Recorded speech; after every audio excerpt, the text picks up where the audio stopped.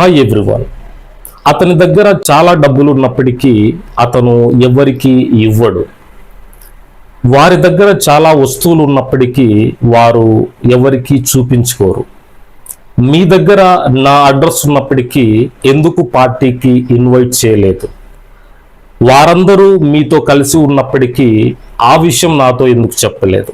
ఇలా ఏదైనా కలిగి ఉన్నప్పుడు అనే సందర్భంలో ఇంగ్లీష్లో ఇలా మాట్లాడాలి. దీన్నే ఇన్స్పైట్ ఆఫ్ హ్యావింగ్ అని పిలుస్తారు. In spite of having. In spite of having అంటే ఏదైనా కలిగి ఉన్నప్పటికీ అని అర్థం అన్నమాట. ఫర్ ఎగ్జాంపుల్, అతని దగ్గర డబ్బులు ఉన్నప్పటికీ ఖర్చు పెట్టాడు. In spite of having lot of money with him he doesn't spend. Plurals కి అయితే డోంట్, సింగులర్స్ కి అయితే డజంట్, రైట్? ప్లూరల్స్ కి అయితే డూ, సింగులర్స్ కి అయితే డస్, అలా. So in spite of having lot of money with him he doesn't spend anything to anyone, అలా మాట్లాడతారు.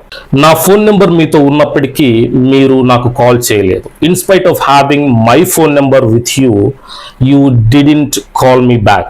Are you didn't call me అని మాట్లాడాలి. ఆమె దగ్గర చాలా వస్తువులు ఉన్నప్పటికీ ఆమె ఫ్రీక్వెంట్గా కొంటూనే ఉంటుంది. In spite of having lot of things or products with her she does purchase or she does buy frequently, right? నా అడ్రస్ మీతో ఉన్నప్పటికీ మీరు నన్ను పార్టీకి పిలవలేదు. In spite of having my address with you did not or you didn't invite me to your party.